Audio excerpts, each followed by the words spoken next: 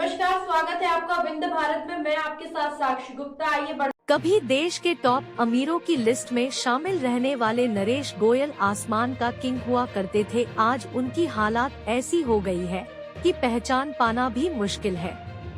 Social media पर नरेश गोयल की एक तस्वीर वायरल हो रही है, जिसमें उनकी दयनीय हालात का अंदाजा लगाया जा सकता है। केनरा बैंक स्कैम मामले में मुंबई के आर्थर रोड जेल में बंद नरेश गोयल जब कोर्ट के आदेश पर अपनी बीमार पत्नी को देखने जेल से बाहर आए तो उन्हें देखकर लोगों को यकीन नहीं हो पा रहा था। प्रवर्तन निदेशालय ने नरेश गोयल को prevention of money laundering act के तहत गिरफ्तार किया है। बीमारी पत्नी को देखने के लिए गोयल ने कोर्ट से जमानत की गुहार लगाई थी। 6 जनवरी को स्पेशल कोर्ट के सामने पेशी के दौरान गोयल भावुक हो उठे। उनकी आंखों में आंसू थे और वो कोर्ट के सामने बेबस दिखे। उन्होंने कहा कि वो मैं जिंदगी की हर उम्मीद छोड़ चुके हैं और चाहते हैं कि जेल में ही उन्हें मौत आ जाए। कभी ट्रैवल एजेंट के तौर पर अपने करियर की शुरुआत करने वाले नरेश गोयल ने पंजाब से दिल्ली का सफर किया। 300 रुपए की सैलरी वाले गोयल ने बड़े सपने देखे और अपने दम पर करोड़ों का साम्राज्य खड़ा किया। जेट एयरवेज की शुरुआत के साथ ही प्रतिद्वंदी एयरलाइंस के लिए चुनौतियां शुरू हो गयी। किफायती दर पर हवाई सफर करवाने वाली जेट एयरवेज को गोयल ने अपनी गलतियों और मैं के घमंड में डूबा दिया। दिल्ली के कनॉट प्लेस में ट्रैवल एजेंट के तौर पर काम करने वाले नरेश गोयल ने साल 1993 में पत्नी के साथ मिलकर जेट एयरवेज की शुरुआत की। कम कीमत पर हवाई सफर का मौका देने वाली एयरलाइन जल्द ही लोगों की पहली पसंद बन गई, लेकिन नरेश गोयल के एक फैसले ने उसे डूबा दिया।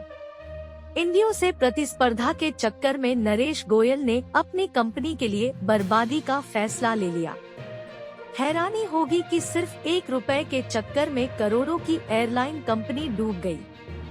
दरअसल इंडिगो के मुकाबले जेट एयरवेज का किराया 1 रुपए प्रति किलोमीटर अधिक था।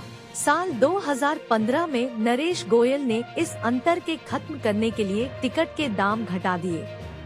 ये फैसला एयरलाइन के लिए खतरनाक साबित हुआ। कंपनी को अपनों खर्चों के लिए लोन लेना पड़ा। कमाई पर असर पड़ा तो कंपनी कर्ज के बोझ में डूबती चली गई। वहीं इंडिगो ने जेट एयरवेज को पछाड़ने के लिए अपने ऑपरेशंस को 2.5 गुना बढ़ा दिया। वहीं सितंबर 2017 में ईंधन की कीमतों में तेजी के कारण कंपनी पूरी तरह से टूट गई।